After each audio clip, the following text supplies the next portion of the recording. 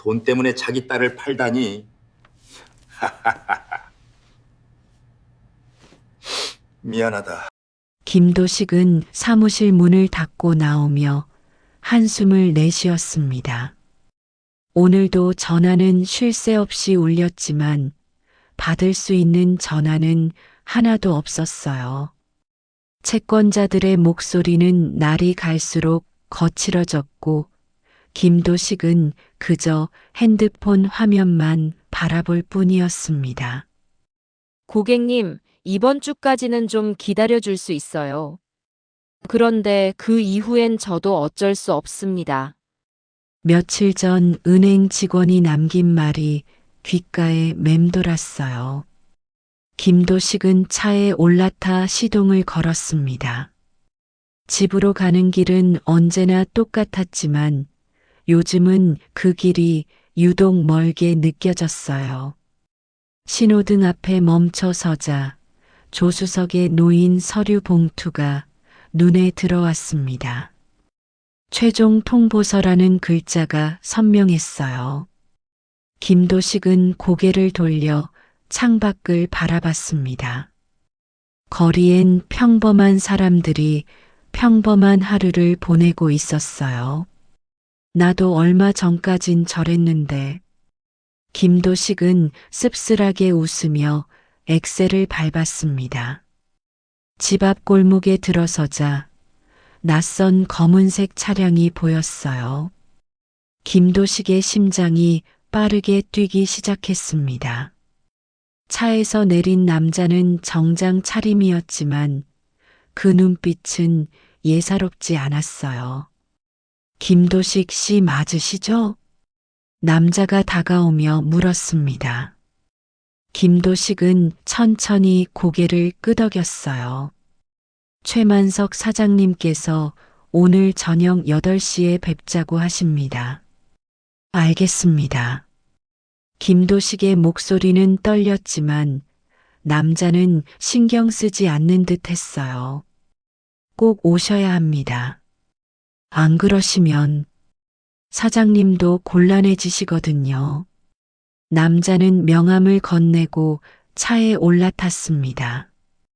김도식은 명함을 쥔 채 그 자리에 서 있었어요.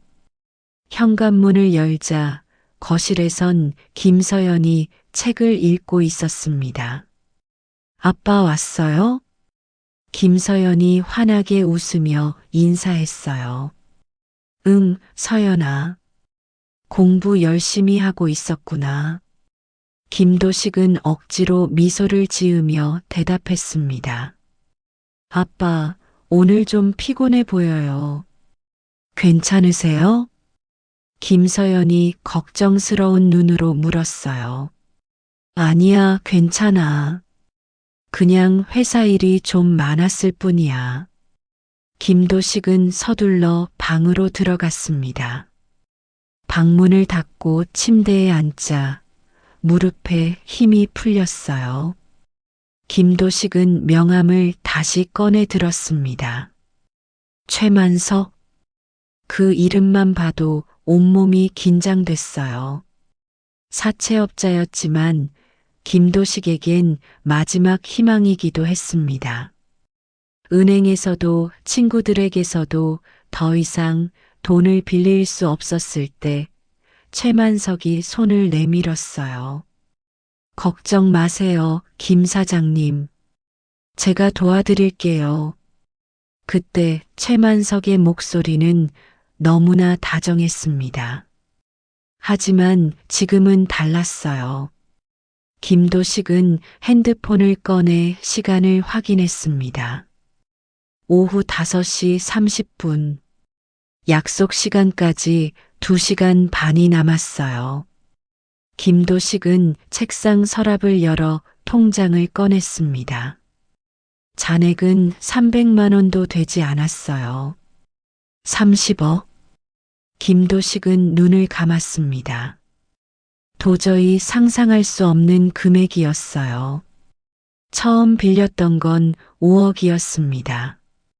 지인의 사업이 어려워졌을 때 김도식은 그저 도와주고 싶었어요. 형님, 이번만 도와주세요.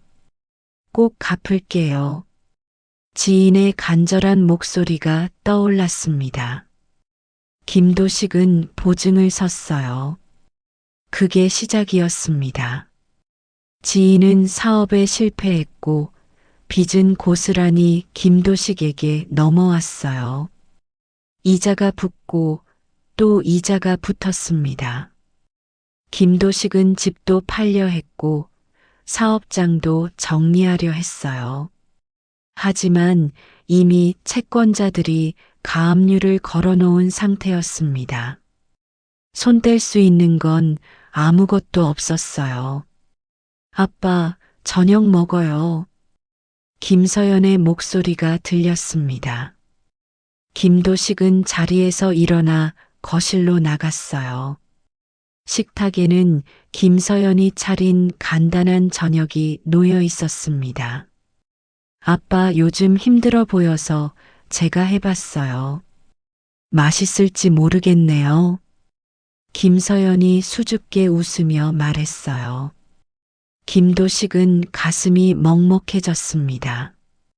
고마워, 서연아. 아빠 무슨 일 있어요?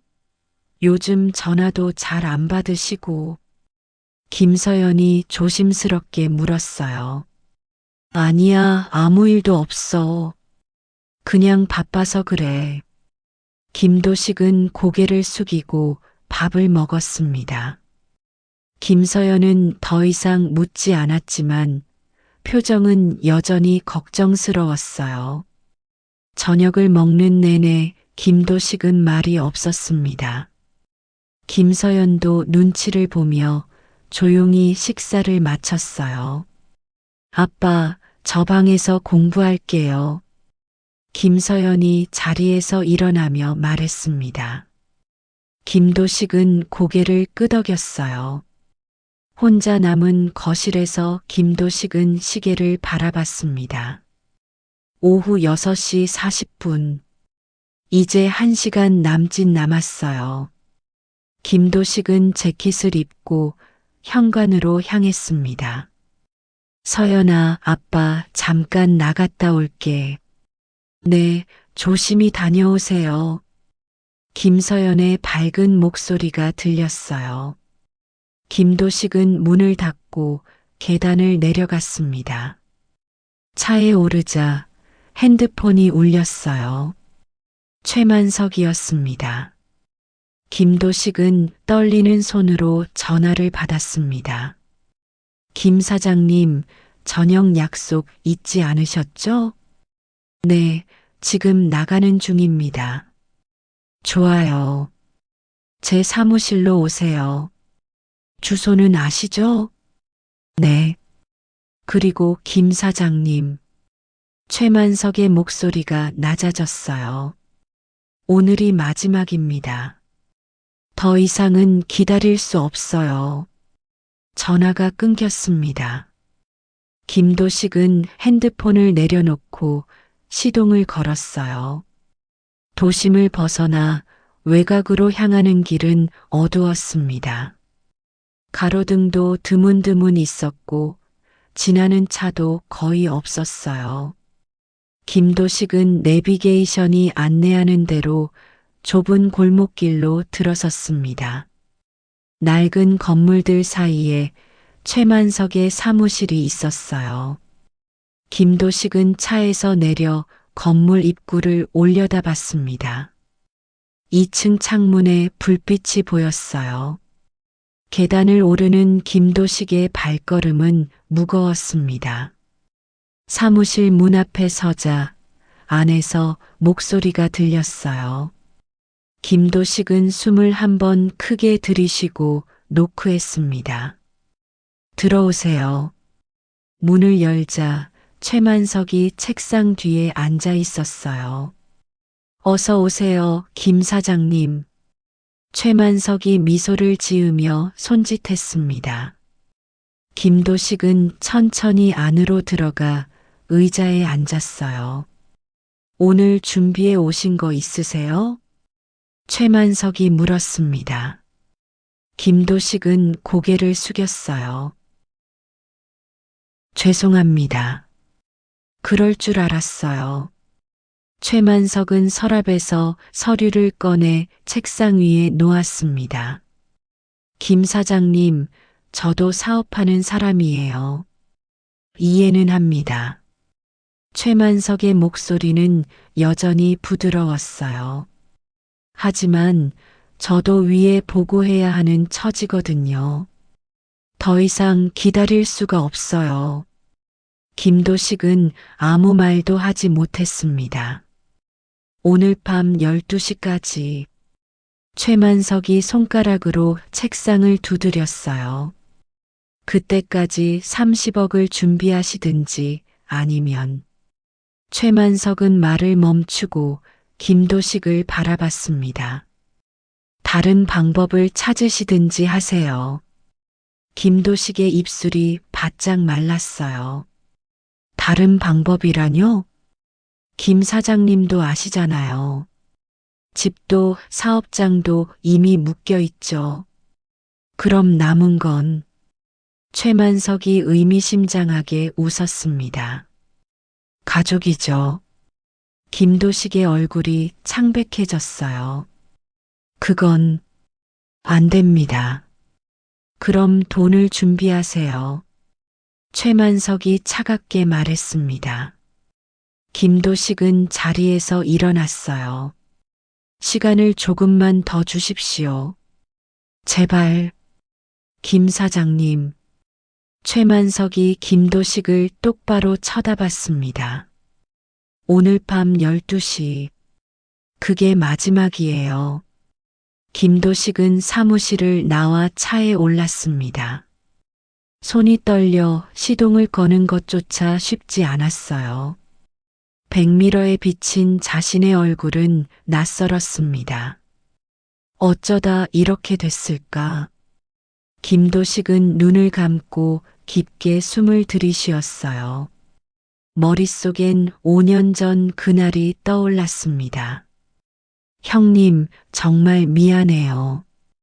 이번만 도와주시면 꼭 성공할 수 있어요. 대학 동기였던 박재훈이 김도식 앞에서 고개를 숙였던 날이었어요. 박재훈은 새로운 사업을 시작한다며 투자자를 찾고 있었습니다. 은행에서 대출 받으려면 보증인이 필요한데 형님밖에 없어요. 재훈아, 나도 사정이 그렇게 넉넉하진 않아. 김도식은 난색을 표했지만 박재훈은 포기하지 않았어요. 형님, 저 정말 이번엔 자신 있어요. 6개월이면 다 갚을 수 있어요. 박재훈의 눈빛은 간절했습니다. 김도식은 결국 고개를 끄덕였어요. 알았어. 그런데 꼭 약속 지켜야 해. 고맙습니다, 형님. 은혜 잊지 않을게요. 박재훈은 김도식의 손을 꼭 잡았습니다. 그게 시작이었어요. 처음엔 모든 게 순조로워 보였습니다. 박재훈은 매달 이자를 꼬박꼬박 갚았고 사업도 잘 되는 것처럼 보였어요. 하지만 1년이 지나자 연락이 뜸해졌습니다. 형님, 요즘 좀 어려워서 다음 달엔 꼭 갚을게요. 박재훈의 목소리엔 자신감이 사라져 있었어요. 김도식은 불안했지만 친구를 믿고 싶었습니다. 재훈아, 힘들면 얘기해. 같이 방법을 찾아보자. 괜찮아요, 형님. 곧 나아질 거예요. 하지만 상황은 나아지지 않았어요. 2년이 지났을 때 은행에서 김도식에게 연락이 왔습니다. 김도식 씨, 박재훈 씨가 원금 상환을 전혀 하지 않고 있습니다. 보증인이시니까 책임지셔야 해요. 김도식은 그제야 박재훈에게 전화를 걸었어요. 하지만 박재훈의 전화는 꺼져 있었습니다. 사무실을 찾아갔지만 이미 텅 비어 있었어요. 사장님은 한 달 전에 나가셨어요. 어디 갔는지는 저희도 몰라요. 건물 관리인의 말에 김도식은 그 자리에 주저앉았습니다. 빚은 5억이었어요. 김도식은 자신의 집과 사업장을 담보로 대출을 받아 일부를 갚으려 했습니다. 하지만 이자는 계속 불어났고 원금은 줄어들지 않았어요. 은행 대출도 한계에 다다랐습니다. 죄송하지만 더 이상은 대출이 어렵습니다. 은행 직원의 말에 김도식은 벽에 부딪혔어요. 그때 최만석이 나타났습니다. 김 사장님, 제가 도와드릴 수 있어요. 최만석은 정중했고 조건도 나쁘지 않아 보였어요. 이자는 월 3%입니다. 은행보다 높지만 빨리 해결하시면 큰 부담 없으실 거예요. 김도식은 선택의 여지가 없었습니다. 최만석에게서 5억을 빌려 은행 빚을 정리했어요. 하지만 그게 끝이 아니었습니다.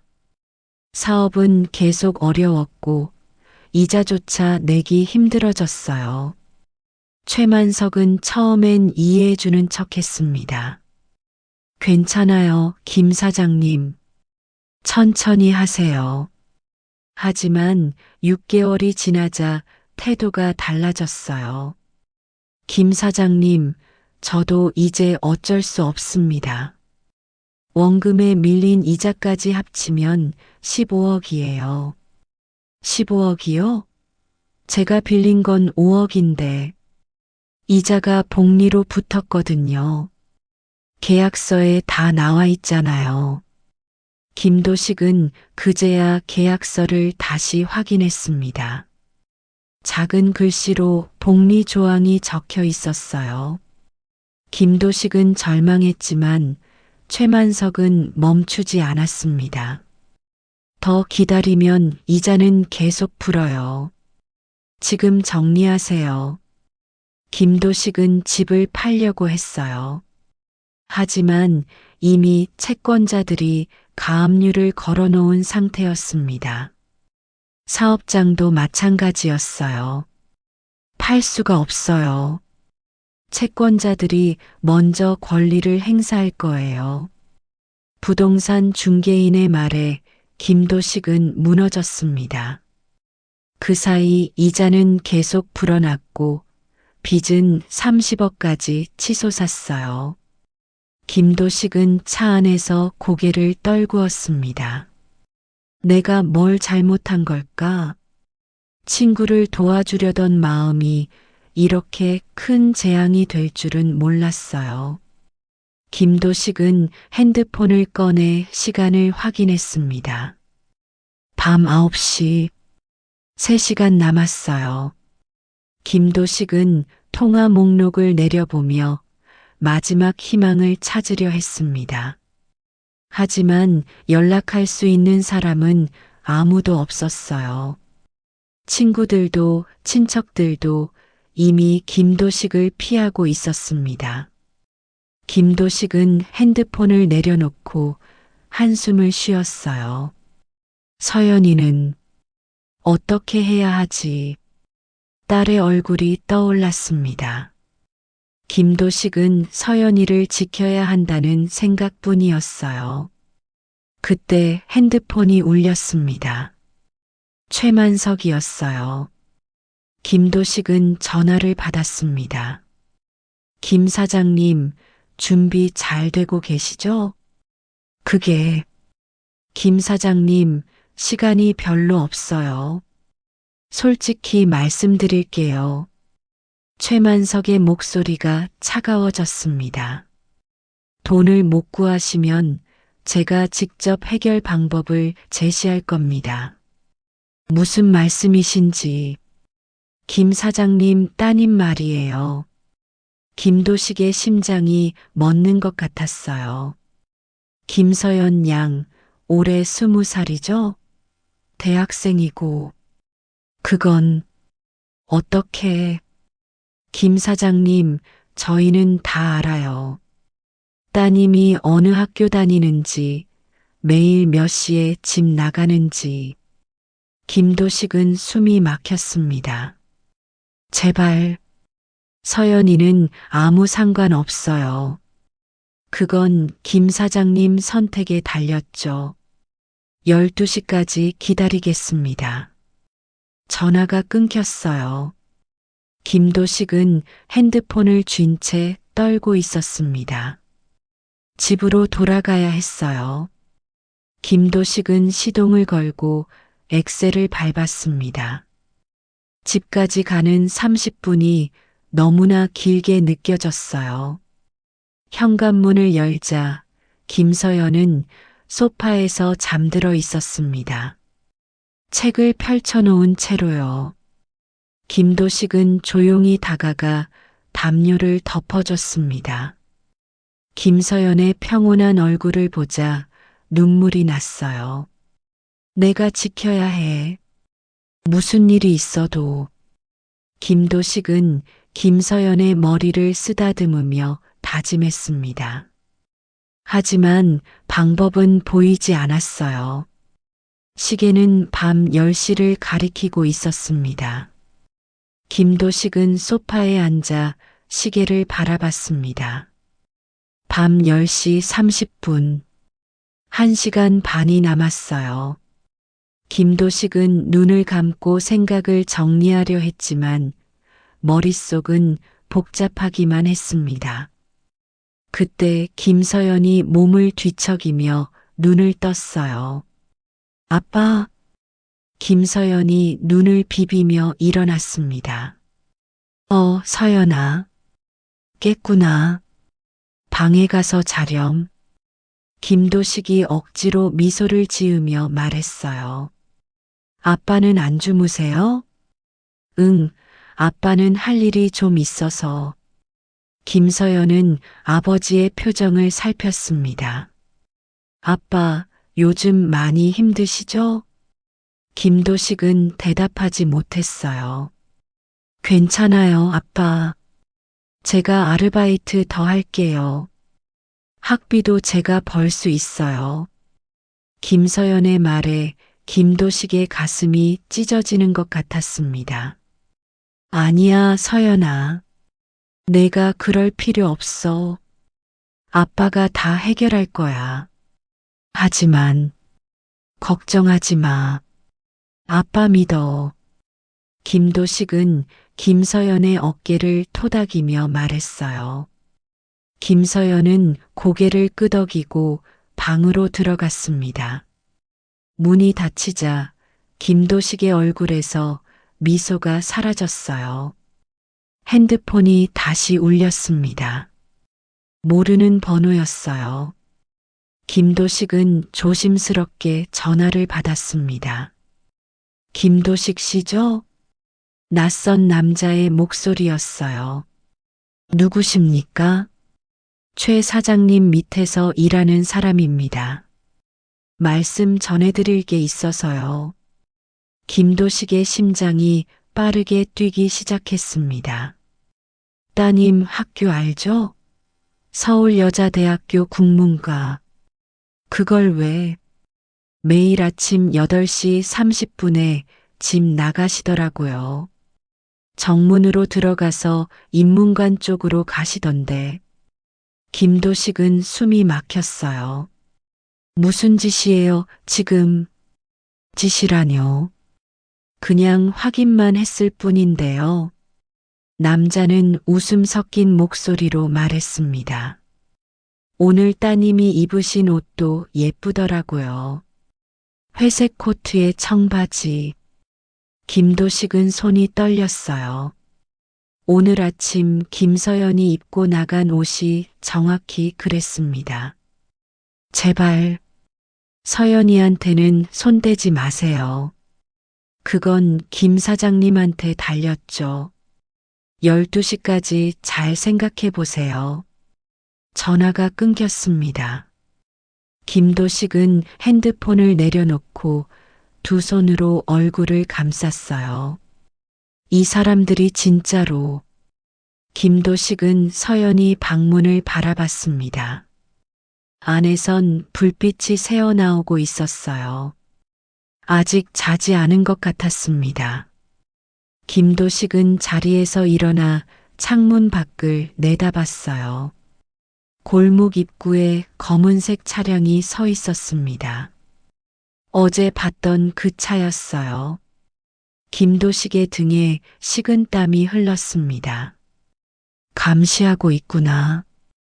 김도식은 커튼을 닫고 거실을 서성였어요.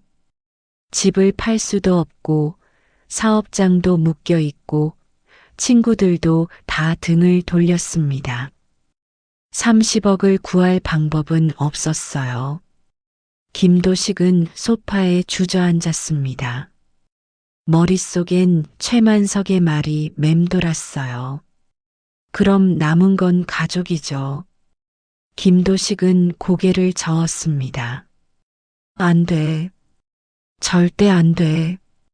하지만 시간은 계속 흘러갔어요.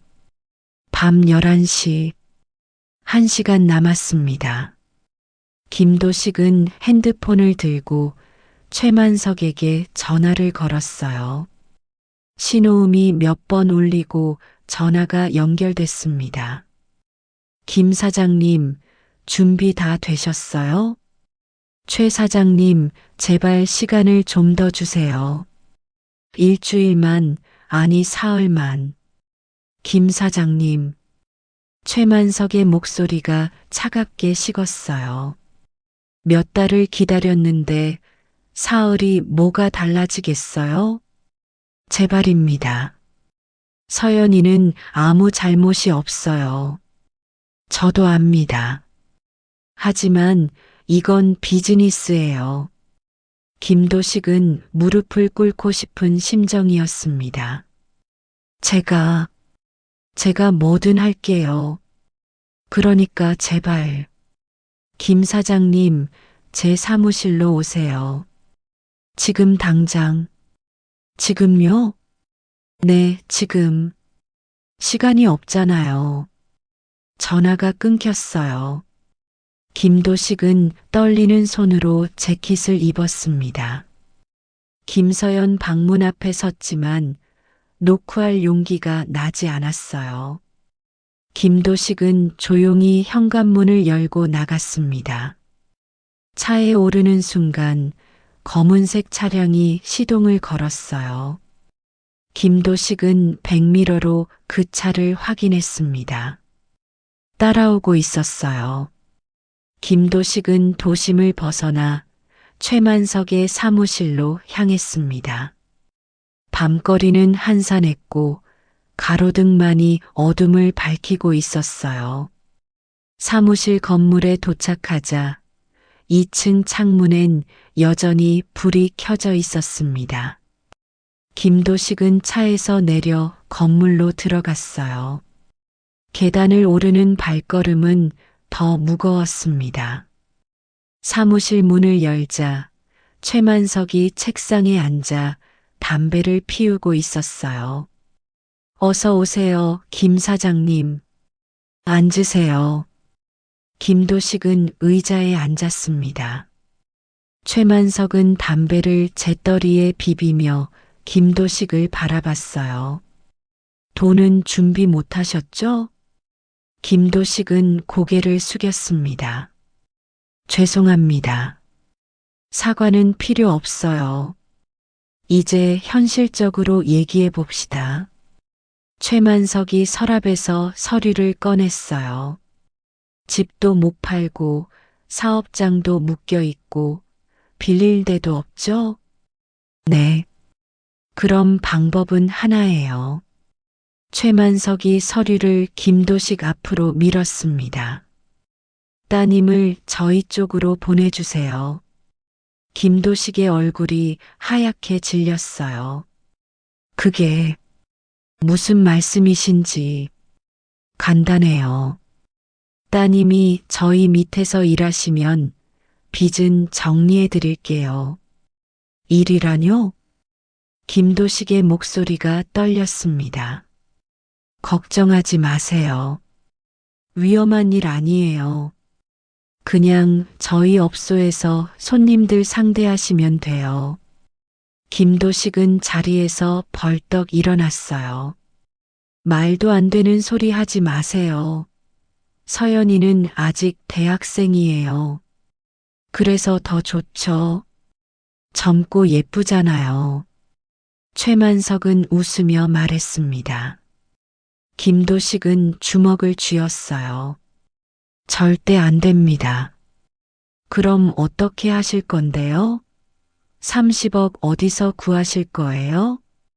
최만석이 되물었습니다. 김도식은 대답하지 못했어요. 김 사장님, 현실을 보세요. 선택지가 없잖아요.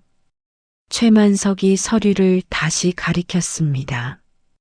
이 계약서에 사인만 하시면 모든 게 끝나요. 빚도 없어지고 김 사장님도 편하게 사실 수 있어요. 김도식은 고개를 저었습니다. 안 됩니다. 절대로. 생각 좀 해보세요.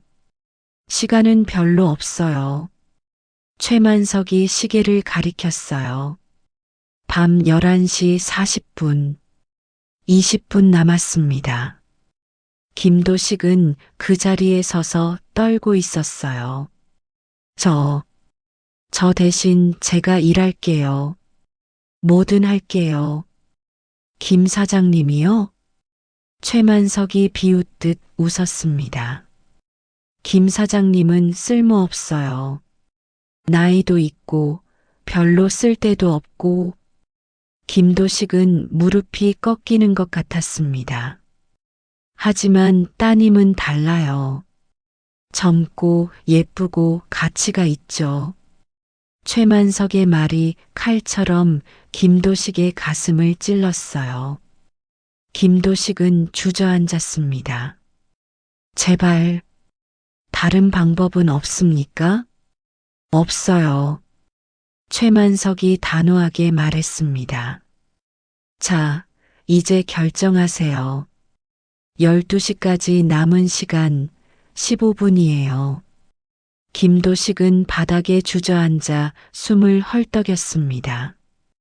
최만석은 담배에 불을 붙이며 천천히 연기를 내뿜었어요. 김 사장님, 시간이 없어요. 김도식은 고개를 들어 최만석을 바라봤습니다. 이건 불법 아닙니까? 불법이죠. 최만석이 태연하게 대답했어요. 하지만 김 사장님이 신고할 수 있을까요? 무슨 계약서 보세요. 여기 다 적혀 있어요. 최만석이 서류를 펼쳐 보였습니다. 따님이 자발적으로 일하는 거예요. 급여 계약서도 있고 근로 조건도 다 명시돼 있죠. 김도식은 서류를 들여다봤어요. 겉으로 보기엔 평범한 고용 계약서였습니다. 물론 실제론 다르죠. 하지만 법적으론 문제 없어요. 최만석이 웃으며 말했습니다.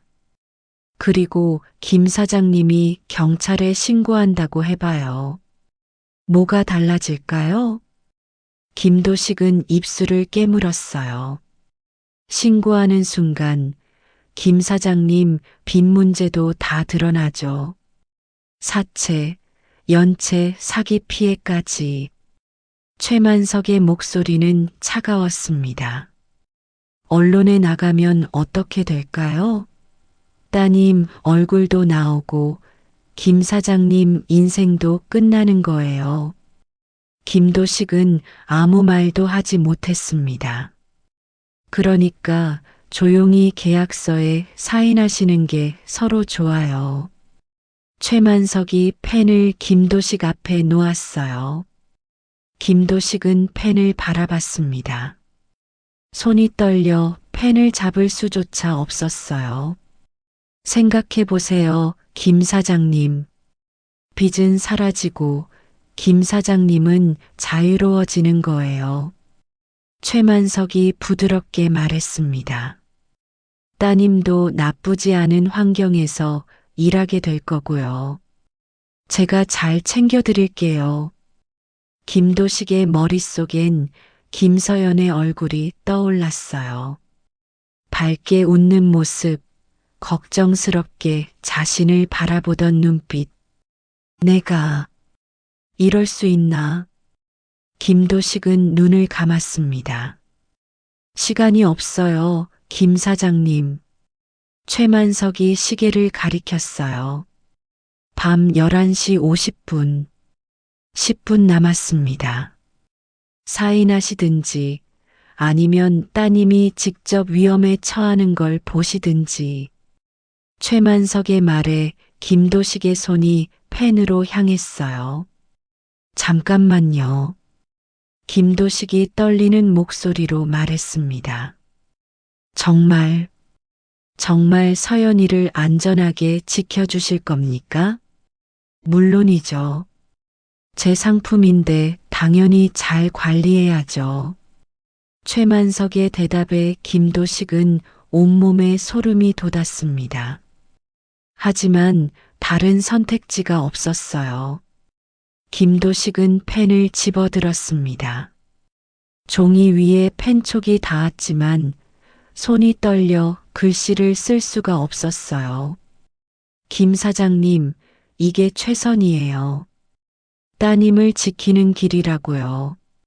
최만석의 말이 김도식의 귓가에 맴돌았습니다. 서연이를 지킨다. 김도식은 그 말을 되뇌며 펜을 움직였어요. 떨리는 손으로 자신의 이름을 적어 내려갔습니다. 김도식? 서명이 완성되는 순간 김도식의 눈에서 눈물이 흘러내렸어요.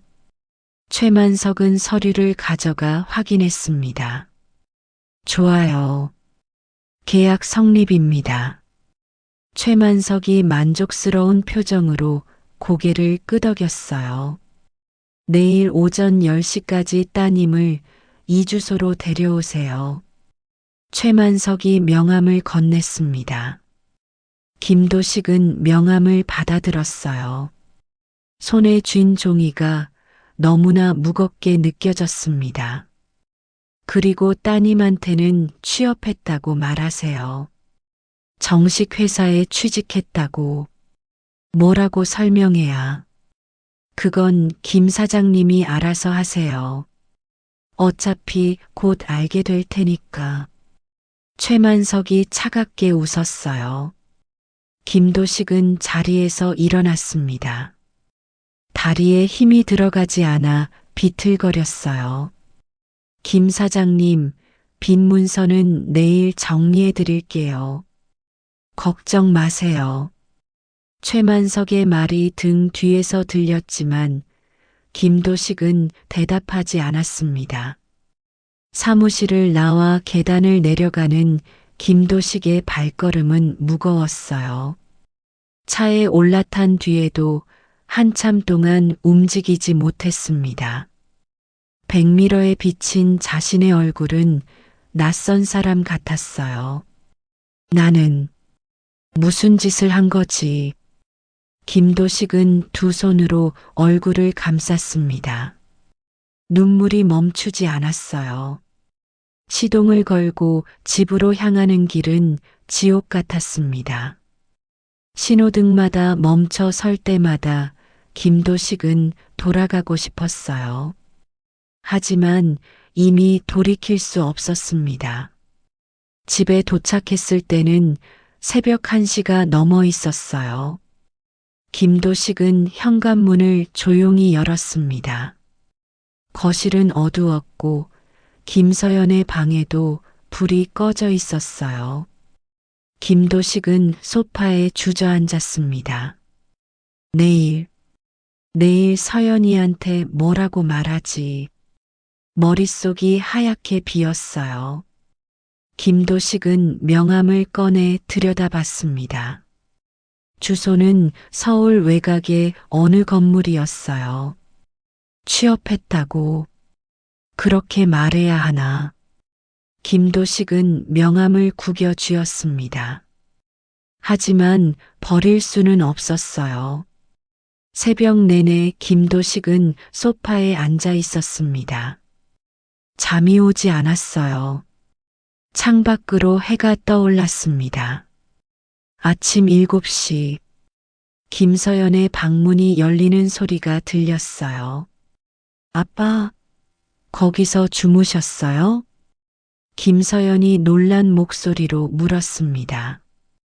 김도식은 고개를 들어 딸을 바라봤어요. 응. 그냥 좀 일찍 일어나서. 얼굴이 안 좋으세요. 많이 피곤하신가 봐요. 김서연이 걱정스럽게 다가왔습니다. 김도식은 억지로 미소를 지었어요. 괜찮아. 서연아, 오늘 학교 가지? 네, 오전 수업 있어요. 그래. 학교 잘 다녀와. 김도식의 목소리는 떨렸지만 김서연은 눈치채지 못한 것 같았어요. 아빠도 오늘 쉬세요. 너무 무리하지 마시고. 김서연이 가방을 메고 현관으로 향했습니다. 아빠 다녀올게요. 문이 닫히는 소리가 들렸어요. 김도식은 그제야 무너졌습니다. 소파에 엎드려 소리 없이 울었어요. 미안해, 서연아. 정말 미안해. 김도식의 눈물은 멈추지 않았습니다. 손에 쥔 명함만이 차갑게 현실을 일깨웠어요. 오전 10시. 그 시간이 점점 다가오고 있었습니다. 김도식은 일어나 핸드폰을 확인했어요. 최만석에게서 문자가 와 있었습니다. 시간 지키세요. 약속은 약속이니까. 김도식은 핸드폰을 내려놓고 창밖을 바라봤습니다. 평범한 아침이었지만 김도식에게는 모든 게 끝나는 날이었어요. 김도식은 시계를 보며 숨을 고르려 했습니다. 오전 9시, 1시간 남았어요. 김도식은 자리에서 일어나 욕실로 향했습니다. 거울에 비친 자신의 얼굴은 말이 아니었어요. 핏기 없는 창백한 얼굴, 충혈된 눈. 김도식은 찬물로 세수를 했습니다. 하지만 거울 속 자신은 여전히 낯설었어요. 오늘 서연이를 데려가야 해. 김도식은 거울을 외면하고 거실로 나왔습니다. 핸드폰을 들고 김서연에게 전화를 걸었어요. 신호음이 몇 번 울리고 김서연이 받았습니다. 네, 아빠. 서연아, 지금 어디야? 학교요. 수업 중인데 잠깐 나왔어요. 무슨 일 있어요? 김도식은 말을 꺼내기가 힘들었습니다. 서연아, 오늘 점심때 집으로 올 수 있어? 점심때요? 왜요? 아빠가 할 얘기가 있어서. 김도식의 목소리가 떨렸어요. 무슨 일인데요? 괜찮으세요? 응, 괜찮아. 그냥 좋은 소식이 있어서. 12시까지 집에 올 수 있지? 김도식은 억지로 밝은 척 했습니다. 네, 알겠어요. 그럼 이따 봐요. 전화가 끊겼어요. 김도식은 핸드폰을 내려놓고 소파에 주저앉았습니다. 좋은 소식? 그 말이 입 밖으로 나온 것조차 믿기지 않았어요. 김도식은 명함을 다시 꺼내 주소를 확인했습니다. 서울 외곽 영등포 쪽이었어요. 어떻게 말하지? 어떻게 설명하지? 김도식은 머리를 감싸 쥐었습니다. 시간은 흘러 오전 11시가 됐어요. 김도식은 거실을 서성이며 연습했습니다. 서연아, 너 취직됐어. 좋은 회사에. 말이 입 밖으로 나오지 않았어요. 급여도 괜찮고 복지도 좋대. 그러니까 김도식은 말을 잇지 못하고 주저앉았습니다. 현관문이 열리는 소리가 들렸어요. 아빠 왔어요. 김서연의 밝은 목소리가 들렸습니다. 김도식은 서둘러 일어나 미소를 지으려 했어요. 서연아. 왔구나. 김서연은 가방을 내려놓고 아버지를 바라봤습니다. 아빠, 무슨 좋은 소식이에요? 김도식은 입술을 깨물었어요. 앉아봐, 서연아. 김서연은 소파에 앉았고 김도식도 그 옆에 앉았습니다. 서연아, 너 취직하고 싶지? 김도식이 조심스럽게 물었어요. 취직이요? 저 아직 학교 다니는데요. 아니, 그게 아빠가 좋은데 알아봤거든. 김도식의 목소리는 점점 작아졌습니다. 급여도 괜찮고 일도 어렵지 않대. 그래서 김서연이 아버지의 얼굴을 살폈어요. 아빠, 무슨 일 있으세요? 왜 이러세요? 아니야, 서연아. 그냥 아빠가 내 미래를 생각해서. 김도식은 김서연의 눈을 똑바로 보지 못했습니다. 아빠, 저 학교 졸업하고 취직할게요. 지금은 괜찮아요. 김서연이 미소를 지으며 말했어요. 김도식의 가슴이 찢어지는 것 같았습니다. 서연아. 그때 핸드폰이 울렸어요. 최만석이었습니다. 김도식은 전화를 받지 못하고 멍하니 화면을 바라봤어요. 아빠, 전화 안 받으세요? 김서연이 물었습니다. 김도식은 떨리는 손으로 전화를 받았어요. 김 사장님, 시간 됐습니다. 출발하세요. 최만석의 목소리는 차갑고 단호했어요. 지금 출발합니다. 김도식이 떨리는 목소리로 대답했습니다. 늦으면 안 돼요. 약속은 약속이니까. 전화가 끊겼어요. 김도식은 핸드폰을 내려놓고 김서연을 바라봤습니다. 서연아, 아빠 따라와야 해. 어디요? 그냥 아빠 따라와. 금방 돌아올 거야. 김도식은 재킷을 입고 차 키를 집어들었어요. 김서연은 영문을 모른 채 아버지를 따라 나섰습니다. 차에 오르자 김도식은 시동을 걸었어요. 아빠, 어디 가는 거예요? 김서연이 불안한 목소리로 물었습니다. 조금만 기다려. 금방 도착해. 김도식은 대답 대신 엑셀을 밟았어요. 도심을 벗어나 영등포 방향으로 향했습니다. 김서연은 창밖을 보며 침묵했어요. 차 안의 공기는 무거웠습니다. 30분쯤 달렸을 때 낯선 건물 앞에 도착했어요. 허름한 오피스텔 건물이었습니다. 김도식은 차를 세우고 숨을 깊게 들이쉬었어요. 서연아. 네, 아빠. 아빠가 미안해. 김도식의 눈에 눈물이 고였습니다. 무슨 말씀이세요? 왜 그러세요?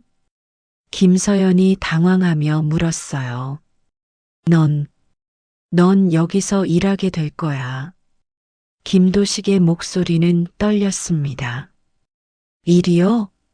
무슨 일인데요? 아빠도 잘 몰라. 그냥 따라가.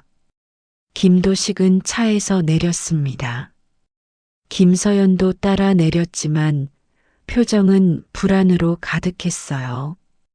건물 입구에서 정장 차림의 남자가 기다리고 있었습니다. 김도식 씨 맞으시죠? 남자가 다가오며 물었어요. 네, 따님이시군요. 이쪽으로 오세요. 남자는 김서연을 보며 고개를 끄덕였습니다. 김서연은 아버지를 바라봤어요. 아빠, 이게 뭐예요? 무슨 일이에요? 김도식은 대답하지 못했습니다. 따라오세요, 서연 씨. 남자가 건물 안으로 들어갔어요. 김서연은 움직이지 않았습니다. 아빠. 김서연이 아버지의 팔을 붙잡았어요. 김도식은 김서연의 손을 떼어냈습니다. 서연아, 미안해. 아빠가 정말 미안해. 김도식은 고개를 돌렸어요. 따라가. 아빠, 왜 이러세요? 뭐가 어떻게 된 거예요? 김서연의 목소리가 떨렸습니다. 남자가 다시 나와 김서연의 팔을 잡았어요. 가시죠, 서연 씨. 놓으세요. 아빠. 김서연이 소리쳤지만 남자는 놓지 않았습니다. 김도식은 그 모습을 보며 고개를 숙였어요. 눈물이 바닥에 떨어졌습니다. 김서연은 끌려가듯 건물 안으로 들어갔어요. 아빠. 김서연의 목소리가 점점 멀어졌습니다. 건물 문이 닫혔어요. 김도식은 그 자리에 무릎을 꿇었습니다. 미안해. 정말 미안해. 김도식의 울음소리만이 텅 빈 거리에 울려 퍼졌어요. 얼마나 시간이 흘렀을까? 김도식은 천천히 고개를 들었습니다. 건물은 여전히 조용했어요. 김도식은 비틀거리며 차로 돌아갔습니다. 시동을 걸었지만 어디로 가야 할지 몰랐어요. 핸드폰이 울렸습니다. 최만석이었어요. 김 사장님, 수고하셨어요. 빈 문서는 오늘 안으로 정리해 드릴게요. 전화가 끊겼습니다. 김도식은 핸드폰을 놓고 고개를 떨구었어요. 창밖으로 세상은 여전히 평범하게 돌아가고 있었습니다. 하지만 김도식의 세계는 이미 무너져 있었어요. 김도식은 집으로 돌아왔습니다. 현관문을 열자 텅 빈 거실이 눈에 들어왔어요. 김도식은 소파에 주저앉았습니다. 온몸에서 힘이 빠졌어요. 내가 뭘 한 거지. 김도식은 두 손으로 얼굴을 감쌌습니다. 김서연의 마지막 목소리가 귓가에 맴돌았어요. 아빠. 김도식은 소리 없이 울었습니다. 시간이 얼마나 흘렀을까? 핸드폰이 울렸어요. 김도식은 화면을 확인했습니다. 김서연이었어요. 김도식은 떨리는 손으로 전화를 받았습니다. 서연아. 아빠. 김서연의 목소리는 차가웠어요. 왜 이러시는 거예요? 서연아, 미안해. 아빠가 정말. 여긴 어디예요? 여기 사람들이 저한테 이상한 옷 입으라고 해요. 김서연의 목소리가 떨렸습니다. 김도식은 가슴이 찢어지는 것 같았어요. 서연아, 아빠가 곧 데리러 갈게. 조금만 기다려. 아빠, 저 무서워요. 빨리 와주세요. 김서연이 울먹이며 말했어요. 전화가 끊겼습니다. 김도식은 자리에서 벌떡 일어났어요. 차 키를 집어들고 현관으로 향했습니다. 하지만 문 앞에서 멈춰 섰어요. 가서 뭘 어떻게 하지? 김도식은 무릎에 힘이 풀렸습니다.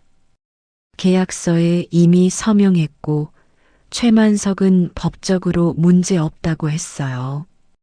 김도식이 갈 수 있는 곳은 없었습니다. 김도식은 다시 거실로 돌아와 소파에 앉았어요. 핸드폰을 들고 최만석에게 전화를 걸었습니다. 김 사장님, 무슨 일이세요? 최만석의 목소리는 여유로웠어요. 서연이를 돌려주세요. 김도식이 애원했습니다. 김 사장님, 계약하셨잖아요. 이미 끝난 일이에요. 제발입니다. 다른 방법을 찾아보겠습니다. 그러니까, 김 사장님, 최만석의 목소리가 차갑게 식었어요. 계약 위반하시면 안 돼요. 법적으로 문제 생길 수 있어요. 법이고 뭐고 상관없습니다. 서연이를 돌려주세요. 김도식이 소리쳤습니다. 그러시면 빚도 다시 살아나고 따님도 못 돌아오고 김 사장님만 손해예요. 최만석이 차갑게 말했어요. 제발. 김 사장님, 진정하세요. 따님 안전하게 있어요. 걱정 마세요. 전화가 끊겼습니다. 김도식은 핸드폰을 바닥에 내던졌어요. 화면이 깨졌지만 신경 쓰지 않았습니다. 김도식은 거실을 미친 듯이 서성였어요. 어떻게 해야 해? 어떻게? 머릿속은 복잡했지만 답은 나오지 않았습니다. 며칠이 흘렀어요. 김서연에게서 더 이상 연락은 오지 않았습니다. 김도식은 매일 그 건물 앞을 서성였지만 들어갈 수 없었어요. 입구에는 항상 경비가 서 있었습니다. 일주일이 지났을 때 최만석에게서 문자가 왔어요. 빈 문서 정리됐습니다. 이제 자유의 몸이에요. 김도식은 문자를 보고 핸드폰을 던져버렸습니다. 자유라는 말이 조롱처럼 들렸어요. 집은 점점 황폐해졌습니다. 김도식은 밥도 제대로 먹지 않았고 씻지도 않았어요. 그저 소파에 누워 천장만 바라볼 뿐이었습니다. 어느 날 저녁 김도식은 정신을 차리고 일어났어요. 뭔가 해야 해. 이러고 있을 수 없어.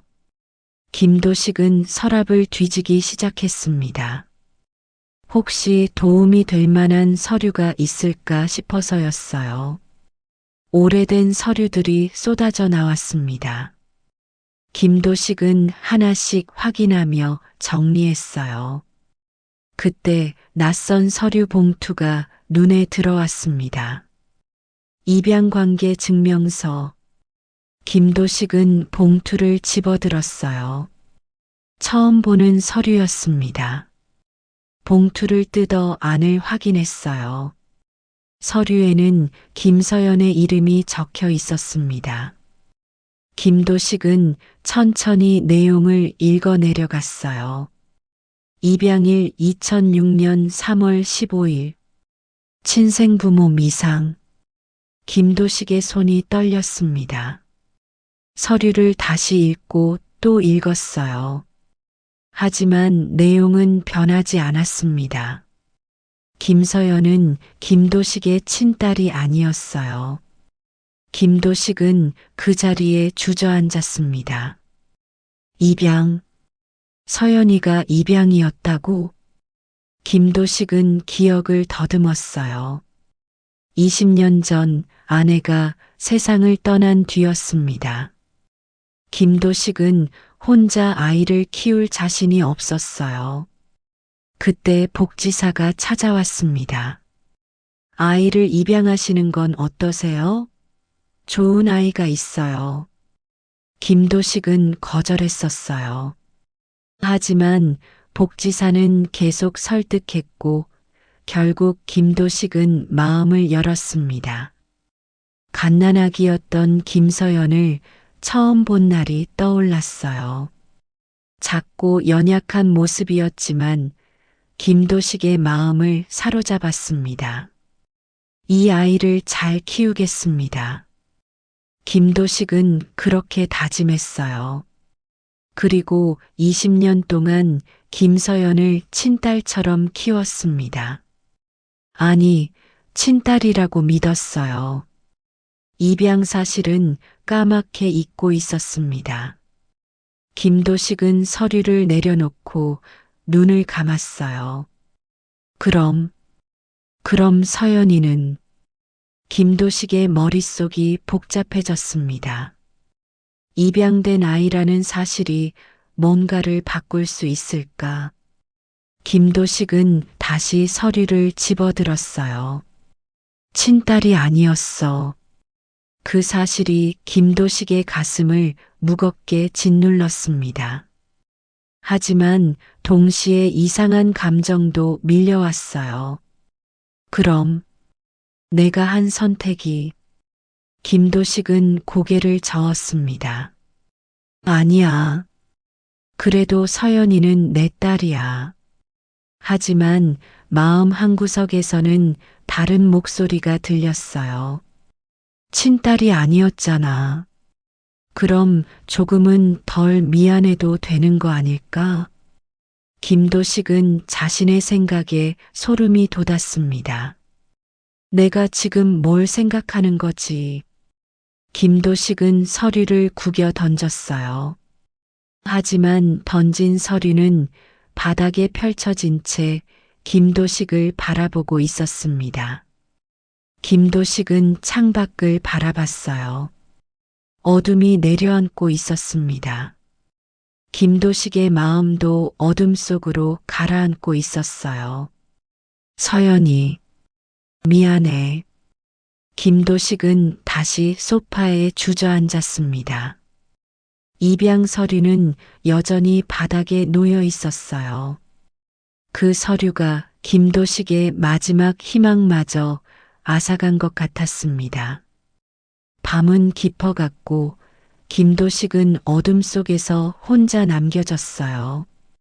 김도식은 밤새 잠을 이루지 못했습니다. 바닥에 놓인 입양 서류가 계속 눈에 밟혔어요. 새벽 5시 김도식은 자리에서 일어났습니다. 이대로는 안 돼. 김도식은 서류를 집어들고 재킷을 입었어요. 어디론가 가야 할 것 같았습니다. 김도식은 차에 올라 시동을 걸었어요. 목적지는 정해져 있었습니다. 최만석의 사무실. 새벽 거리는 한산했어요. 김도식은 엑셀을 밟으며 생각했습니다. 서연이가 친딸이 아니었다는 걸 말하면 뭔가 달라질까? 김도식은 고개를 저었어요. 하지만 마음 한구석에서는 희망을 품고 있었습니다. 사무실 건물에 도착했을 땐 새벽 6시였어요. 2층 창문엔 불이 꺼져 있었습니다. 김도식은 차에서 내려 건물 입구에 섰어요. 문은 잠겨 있었습니다. 김도식은 계단에 앉아 기다렸어요. 시간이 흘러 아침 9시가 됐습니다. 최만석의 차가 건물 앞에 섰어요. 차에서 내린 최만석은 김도식을 보고 눈살을 찌푸렸습니다. 김 사장님, 왜 여기 계세요? 최 사장님, 할 말이 있습니다. 김도식이 일어서며 말했어요. 올라오세요. 최만석은 건물 안으로 들어갔고 김도식은 뒤따라갔습니다. 사무실 문을 열고 들어가자 최만석은 책상에 앉았어요. 뭐가 그리 급하신 거예요? 서연이를 돌려주셔야 합니다. 김도식이 떨리는 목소리로 말했습니다. 또 그 얘기예요? 계약은 끝났다고 했잖아요. 최만석이 짜증스럽게 대답했어요. 서연이는 제 친딸이 아닙니다. 김도식이 입양 서류를 책상 위에 올려놓았습니다. 최만석은 서류를 집어들고 훑어봤어요. 입양이었군요. 그렇습니다. 그러니까 이 계약은 무효입니다. 김도식이 간절하게 말했어요. 최만석은 서류를 내려놓고 김도식을 바라봤습니다. 그래서요? 뭐라고요? 김도식의 얼굴이 굳어졌어요. 친딸이든 입양이든 계약서에 김 사장님이 보호자로 서명하셨잖아요. 최만석이 차갑게 웃었습니다. 법적으론 아무 문제 없어요. 입양된 자녀도 친자식과 똑같은 권리를 가지니까요. 김도식은 말문이 막혔어요. 그럼 의미가 없다는 겁니까? 없죠. 김 사장님이 뭘 기대하신 건지 모르겠네요. 최만석이 담배를 꺼내 물었습니다. 김도식은 그 자리에 주저앉았어요. 그럼 아무것도 바뀌지 않는 거야. 김도식의 머릿속이 하얗게 변했습니다. 김 사장님, 이제 그만 돌아가세요. 할 일 많거든요. 최만석이 손을 흔들며 말했어요. 김도식은 천천히 고개를 들었습니다. 제발 한 번만 더 기회를 주세요. 기회요? 뭘 하실 건데요? 최만석이 비웃듯 물었습니다. 돈을 구해오겠습니다. 시간을 주세요. 김도식이 애원했어요. 김 사장님, 이미 늦었어요. 따님은 어제부터 일 시작했어요. 최만석의 말에 김도식의 온몸이 얼어붙었습니다. 뭐라고요? 일 시작했다니까요. 이제 손님도 받고 있고요. 최만석은 태연하게 말했어요. 김도식은 자리에서 벌떡 일어났습니다. 안 돼요. 당장 멈춰야 합니다. 김 사장님. 최만석의 목소리가 낮아졌어요. 계약 위반하시면 법적 조치 취할 겁니다. 그럼 김 사장님도 끝나는 거예요. 김도식은 주먹을 쥐었습니다. 하지만 아무것도 할 수 없었어요. 나가세요, 김 사장님. 더 이상 볼 일 없습니다. 최만석이 문을 가리켰습니다. 김도식은 비틀거리며 사무실을 나왔어요. 계단을 내려가는 발걸음은 무거웠습니다. 건물 밖으로 나오자 햇빛이 눈부셨어요. 하지만 김도식의 세계는 여전히 어두웠습니다. 김도식은 차에 올랐지만 시동을 걸지 못했어요. 핸들에 머리를 기댄 채 눈물을 흘렸습니다. 서연이, 미안해. 정말 미안해. 김도식의 울음소리가 차 안을 가득 채웠어요. 얼마나 울었을까? 김도식은 고개를 들어 백미러를 바라봤습니다. 거울 속 자신의 얼굴은 낯설었어요. 나는 뭘 한 거지?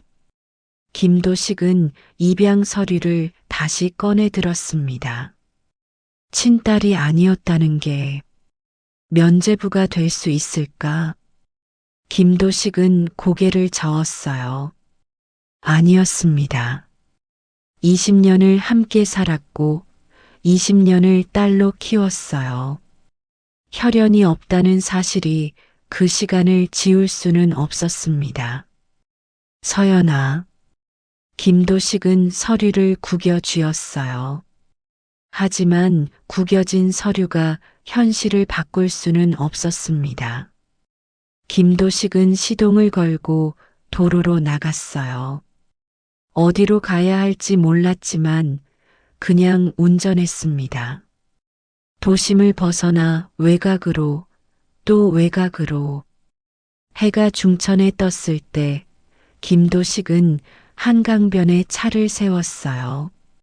강물은 조용히 흘러가고 있었습니다. 김도식은 차에서 내려 난간에 기댔어요. 강물을 바라보며 생각했습니다. 내가 선택한 거야. 내가 입양이라는 사실을 알고도 김도식의 선택은 변하지 않았을 거예요. 아니, 어쩌면 더 쉽게 선택했을지도 몰랐습니다. 그 생각에 김도식은 자신이 혐오스러웠어요. 나는 인간도 아니야. 김도식은 주저앉아 울었습니다. 지나가는 사람들이 김도식을 바라봤지만 신경 쓰지 않았어요. 김도식에겐 아무것도 중요하지 않았습니다. 해가 지고 어둠이 내려왔어요. 김도식은 여전히 강변에 앉아 있었습니다. 핸드폰이 울렸지만 받지 않았어요. 밤이 깊어갔고 김도식은 천천히 일어났습니다.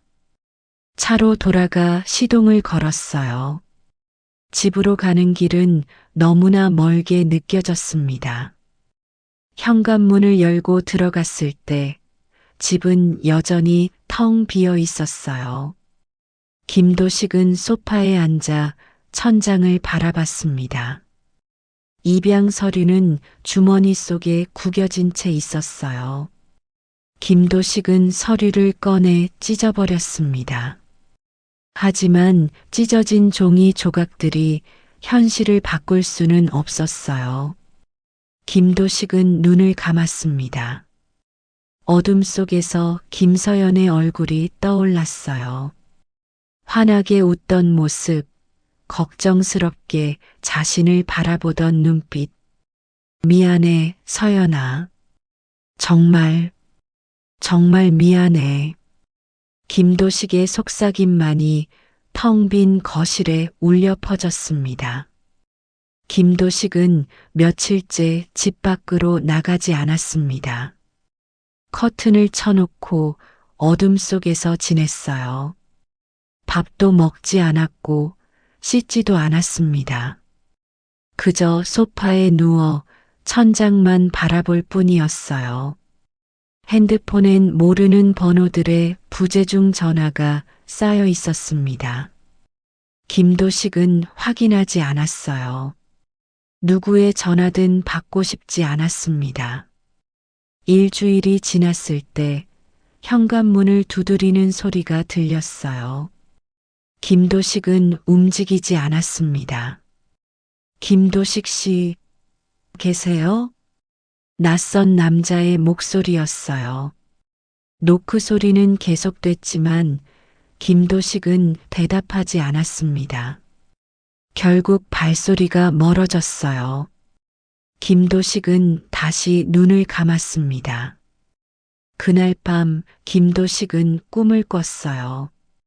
김서연이 어렸을 때의 모습이었습니다. 아빠, 저 자전거 타고 싶어요. 5살 김서연이 환하게 웃으며 말했어요. 김도식은 김서연의 손을 잡고 공원으로 갔습니다. 자전거를 태우고 뒤에서 잡아주며 함께 웃었어요. 아빠 놓지 마세요. 걱정 마, 아빠가 잡고 있어. 김도식은 김서연을 지켜주었습니다. 하지만 꿈은 곧 악몽으로 바뀌었어요. 김서연이 자전거에서 떨어지고 김도식은 손을 놓아버렸습니다. 아빠. 김서연의 비명소리에 김도식은 깨어났어요. 온몸이 땀으로 젖어 있었습니다. 김도식은 거실로 나와 물을 마셨어요. 창밖으론 아침 해가 떠오르고 있었습니다. 김도식은 창문을 열어 밖을 바라봤어요. 평범한 아침이었습니다. 사람들은 출근하고 학생들은 학교에 가고 있었어요. 세상은 여전히 돌아가고 있었습니다. 하지만 김도식의 세계는 멈춰 있었어요. 김도식은 거울 앞에 섰습니다. 수염이 덥수룩하게 자랐고 얼굴은 핏기 없이 창백했어요. 이게 나야. 김도식은 자신의 모습이 낯설었습니다. 문득 비톡촉 전화가 오지 않는다는 걸 깨달았어요. 최만석의 말대로 빚은 정리된 것 같았습니다. 김도식은 통장을 확인했어요. 채권 압류도 풀려 있었습니다. 집도 사업장도 이제 김도식의 것이었어요. 자유로워졌네. 김도식은 쓴웃음을 지었습니다. 하지만 그 자유는 아무 의미가 없었어요. 김도식은 서랍을 열어 찢어진 입양 서류 조각들을 꺼냈습니다. 조각들을 테이블 위에 펼쳐놓고 바라봤어요. 친딸이 아니었다고 해서 김도식은 말을 잇지 못했습니다. 면죄부가 될 수 없었어요. 20년을 함께 산 시간, 함께 웃고 울었던 기억들. 혈연이 없다는 사실이 그 모든 걸 지울 수는 없었습니다. 오히려 더 나쁜 놈이지. 김도식은 자조적으로 웃었어요. 친딸이 아니라는 걸 알고도 선택은 달라지지 않았을 것 같았습니다. 아니, 어쩌면 더 쉽게 선택했을지도 몰랐어요. 그 생각에 김도식은 몸서리쳤습니다. 나는 인간 쓰레기야. 김도식은 테이블에 엎드렸어요. 눈물은 이미 말라 나오지 않았습니다. 시간이 흘러 한 달이 지났습니다. 김도식은 여전히 집에만 있었어요. 가끔 밖에 나가 장을 보고 또 집으로 돌아왔습니다. 사람들과 눈을 마주치지 않았어요. 어느 날 저녁 김도식은 김서연의 방문을 열었습니다. 먼지가 쌓여 있었어요. 책상 위엔 김서연이 쓰던 공책이 놓여 있었습니다. 김도식은 공책을 집어들고 펼쳤어요. 아빠는 세상에서 제일 좋은 아빠예요. 어렸을 적 김서연이 쓴 글이었습니다. 김도식의 가슴이 찢어지는 것 같았어요. 미안해, 서연아. 김도식은 공책을 안고 바닥에 주저앉았습니다. 아빠는 세상에서 제일 나쁜 아빠야. 김도식의 속삭임이 텅 빈 방에 울려 퍼졌어요. 밖에서는 아이들의 웃음소리가 들렸습니다. 평범한 일상의 소리였어요. 하지만 김도식에게 그 소리는 닿지 않았습니다. 김도식은 김서연의 책상에 앉아 창밖을 바라봤어요. 해가 지고 있었습니다. 어둠이 내려앉기 시작했어요. 김도식은 방을 나와 거실로 갔습니다. 소파에 앉아 텔레비전을 켰지만 내용은 귀에 들어오지 않았어요. 그저 소리만 들릴 뿐이었습니다. 밤이 깊어갔습니다. 김도식은 소파에 누워 천장을 바라봤어요. 빛은 사라졌지. 김도식은 중얼거렸습니다. 집도 지켰고 돈 걱정도 없어졌어. 하지만 그 어떤 것도 김도식을 채워주지 못했어요. 서연이는 김도식은 말을 잇지 못했습니다. 김서연이 어디서 무엇을 하고 있는지 알 수 없었어요. 연락도 끊긴 지 오래였습니다. 김도식은 눈을 감았어요. 어둠 속에서 김서연의 목소리가 들리는 것 같았습니다. 아빠, 왜 이러세요? 아빠, 저 무서워요. 아빠. 김도식은 귀를 막았습니다. 하지만 목소리는 사라지지 않았어요. 새벽이 왔고 해가 다시 떠올랐습니다. 김도식은 여전히 소파에 누워 있었어요. 움직일 힘도 의지도 없었습니다. 창밖으론 새로운 하루가 시작되고 있었어요. 하지만 김도식에게 새로운 하루는 없었습니다. 어제와 똑같은 오늘, 내일도 똑같을 모레. 김도식의 삶은 그렇게 멈춰 있었어요. 빛은 사라졌지만 김도식의 삶에는 아무것도 남지 않았습니다. 구원도 용서도 희망도. 김도식은 모든 선택의 책임을 혼자 짊어진 채 살아갈 뿐이었어요. 친딸이 아니었다는 사실은 면죄부가 되지 못했습니다. 오히려 더 큰 죄책감으로 김도식을 짓눌렀어요. 김도식은 눈을 감고 어둠 속으로 가라앉았습니다. 세상은 여전히 돌아가고 있었지만 김도식의 세계는 이미 끝나 있었습니다.